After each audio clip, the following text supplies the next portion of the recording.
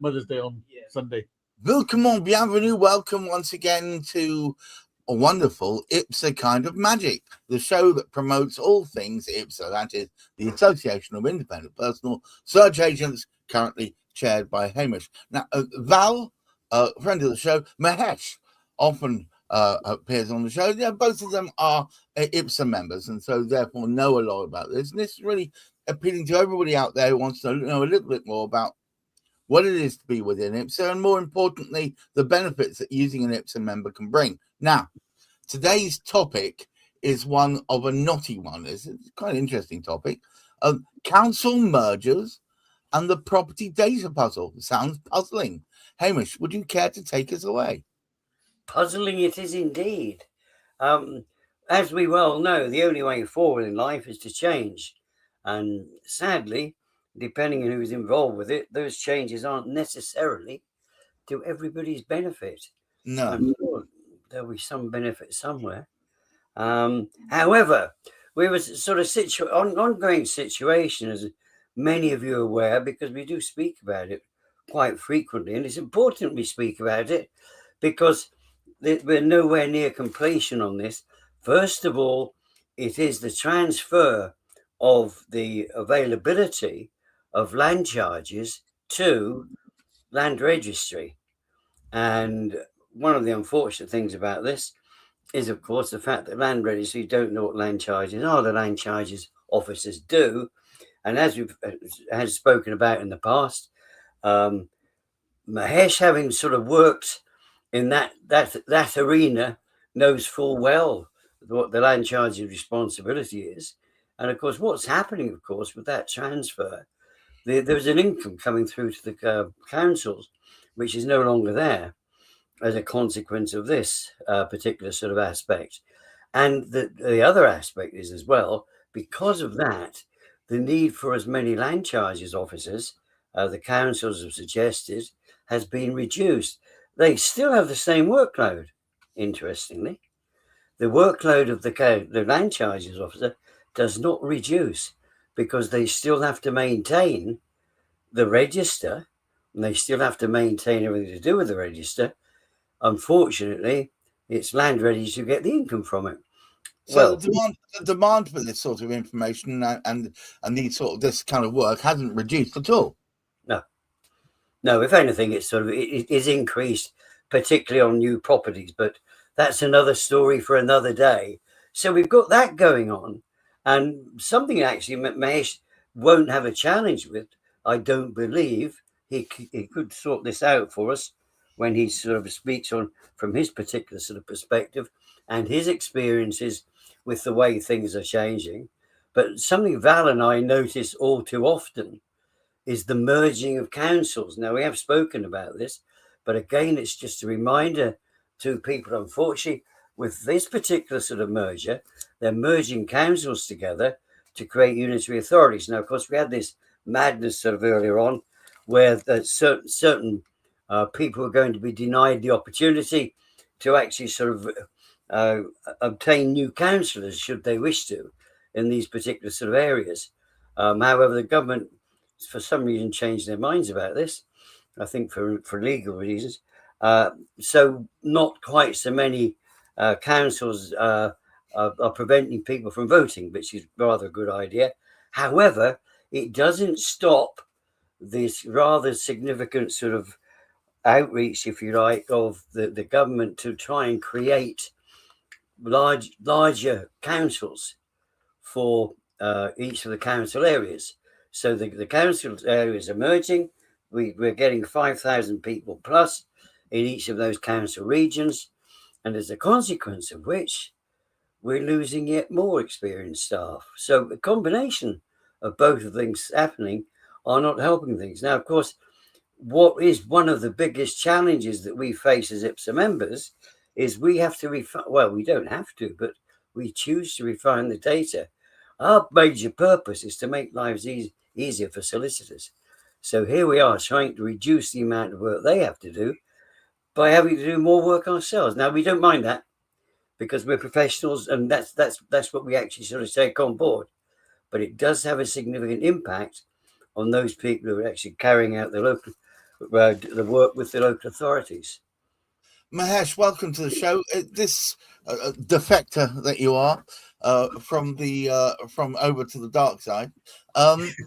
So this brain drain of which Hamish speaks, the workload, if anything, is increasing because of the collapsing into each other or absorbance, as it were, of land charges into places that don't necessarily know how to deal with them.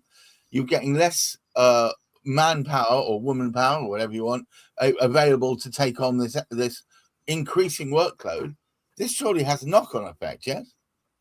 It does. I think sort of Hamish touched on the subject of obviously sort of the amalgamation of councils and sort of becoming unitary authorities. When I started my career out all those many years ago, as a land charges computerizing assistant sort of thing, I started out in 91, 92 or whatever it was. In 96, Cardiff actually went through a reorganization and became a unitary authority, taking on board two parts of Rhondda and Taff Council. So two areas which belonged to a different local authority. Cardiff took those two areas on board. I think, if I remember correctly, Rhondda and Taff took a small part of Merthyr Council on board. And then there were places like Caerphilly Council, who merged two councils, which were Isloyn Borough Council and Rumney Valley Borough Council. So two councils there, Rumney Valley and Isloyn, merged to become Caerphilly. So in that respect, there was a lot of disorganization and reorganization. In a weird way, it worked out slightly better for us because you weren't going to so many different individual offices to collect the data. It was a bit more centralized. So it worked in that sort of favor. But in terms of staffing levels and whatever else, yes, you had local authority staff who were then merged into maybe 4 staff were merged into 2 roles or 3 roles. So you had that impact of obviously a few redundancies and whatever else. Some of those redundancies were from experienced staff as well. So you've obviously got that issue where you're losing all of that knowledge coming into the councils, sort of thing. So it happens all the time. Sort of, I know with the Welsh government, the way there have been proposals over the last 4 or 5 years of even the unitary authorities which are in place now. For example, I think it was Merthyr and Blaen y Gwent. They wanted to merge those 2 councils into one larger authority, or maybe 3 authorities into one larger authority to cover the sort of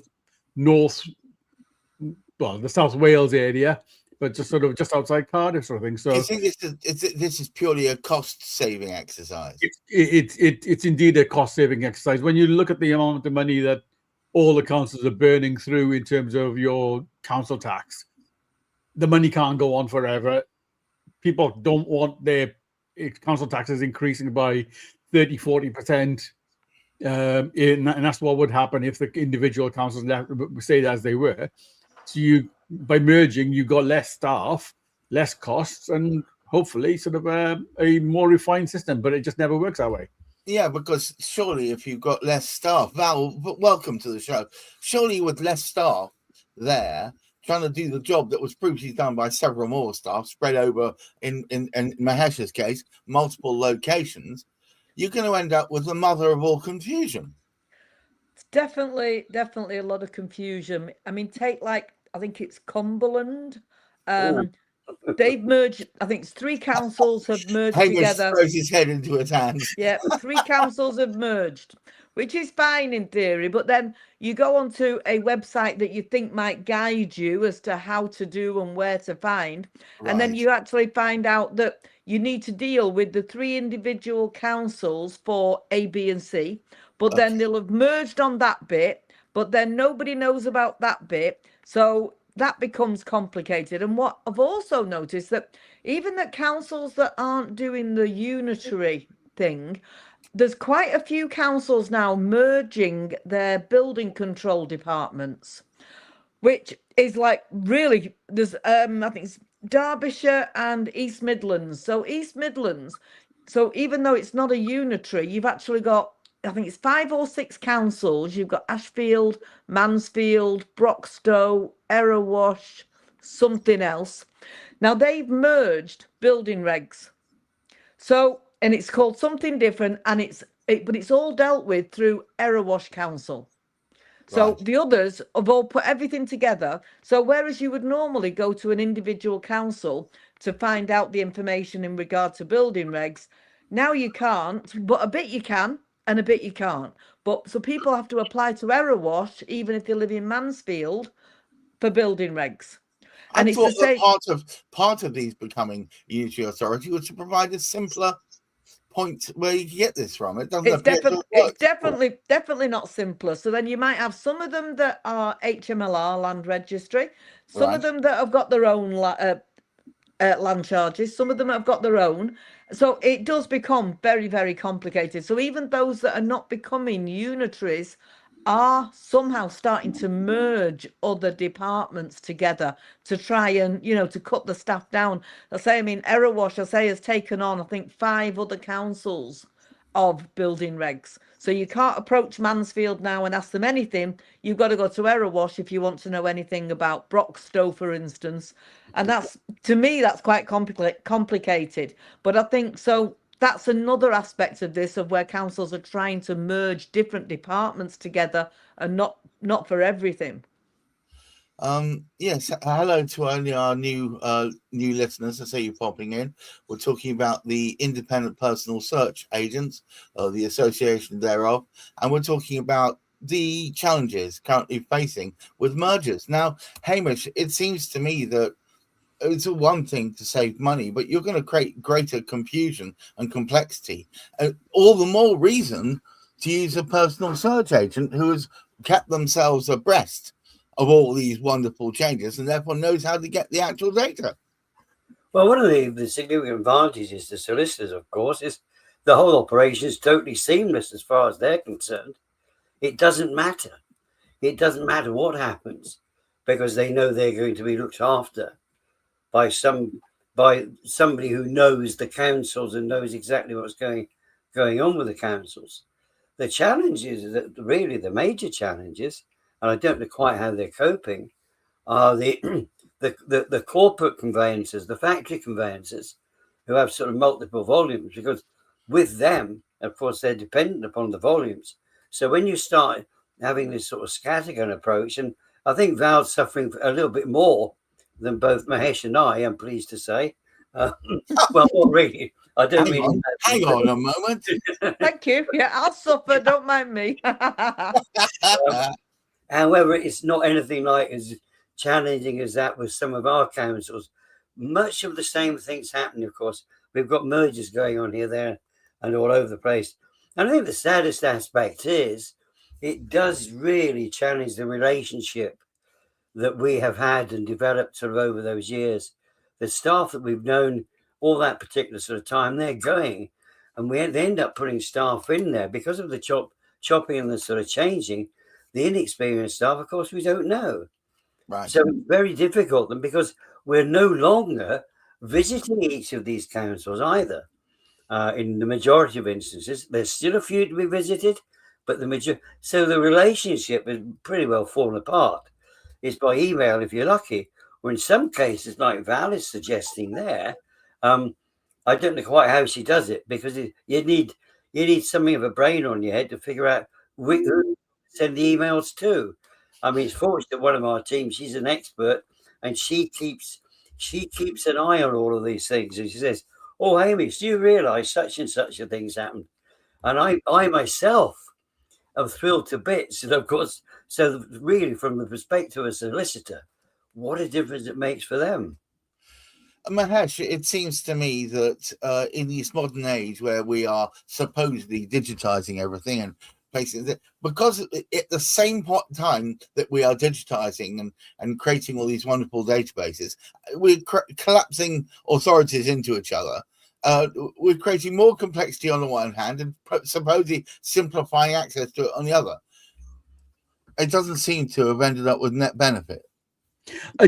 I think it's like all systems. I think sort of obviously you're always going to have that sort of bedding in period, and sort of obviously sort of it's at the end of the day, it's the consumers you got to feel sorry for, because while all these things are going on, it's all well and good the councils are saying, well, we're reorganizing to make your lives better. At the end of the day, I know what it's like with Cardiff. Having dealt with Cardiff, it took a good 2 or 3 years to get all the data sorted properly, make sure it was all sort of compatible, because you're looking at data from one authority which is coming in one format, and then the central authority has got data in a different format. So you'd have to amalgamate all that information. Some of the information is going to get lost or missed or misrepresented, and so at the end of the day, the only person who's going to suffer really is the consumer. So when you're talking to the likes of Hamish, the likes of Val, myself, all the other IPSA members who've got vast amounts of experience, they've been dealing with these local authorities for all of these years, you've got knowledge, and you know that these people will be able to look at things and say, well, okay, that doesn't look right. We'll go back to the local authority. We'll double check their data. Maybe even ask to look at their files. I do that on a regular basis with Bridgend, sort of go there, sort of check their files, see what's going on, making sure that everything's hunky-dory. One of the many reasons I think people use IPSA is because the perception is you tend to get the searches done quicker. Val, it appears to me that all this kind of collapsation, absorption, merging may not actually play into very well with that. You know, I think a lot of it still is about how you treat people and how you do try and talk to them, however, whether it's emails and things like that. That is still there to a degree. I mean, I'll just tell you very quickly something that happened to me today. One of my favourite councils, you always hear me talking about Rossendale, where we have to email them, and then 4 weeks later we go there and we take photographs and then they throw them away, etc. So we'd requested a search on a property, and then the results were sent back to the client, and then the client came back literally 3 days ago and said, oh, that plan we sent you, they didn't include this extra bit at the back. It'll still be the same, won't it? And I go, well, no, it might not be the same. I can't guarantee that it will be the same, because I know, because they look at the plan and then they go and look at the plotting sheets and they look at A, B, and C before they give me the piece of paper to photograph. So I very politely emailed them and said, oh, look, this has happened. Could you confirm whether it included A, B, or C? You know, so I get an email back this morning from the land charges officer. He's been there about 9 or 10 years now, but he does think he likes his bit of power. And well, normally, well, oh no, you're going to have to apply for it again, and you're going to have to send the plan in again and wait 4 more weeks for us to come back and say to you whether there was anything on it.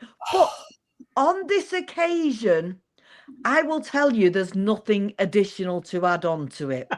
But bear in mind for future, make sure your client always sends the correct plan, because we can't guarantee we'll do that. And next time you will have to apply for another appointment and wait another 4 weeks. It's this power that they like to have over you. And you go, thank you. Sort of and you're on the floor. That's the result of the power we're talking about. That's the result of the power. Thank you so much. Local authority power, that is. I thought that was suitably dramatic.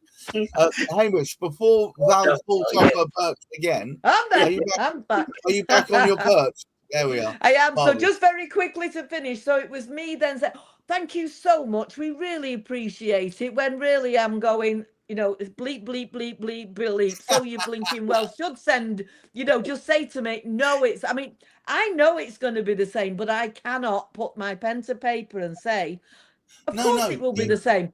You need the paper trail to show that it's been exactly. checked. But it was his bit of power. I will tell you on this occasion, but for future, make sure this. Oh, yes, of course we will. Thank you so much. Because they like you doing that bit of groveling. Those that are still there, those land charges, but they like that bit of power. And I hope he's not tuning into this, you know, and listening to me saying all this. But thank you, Ibby. Appreciate it.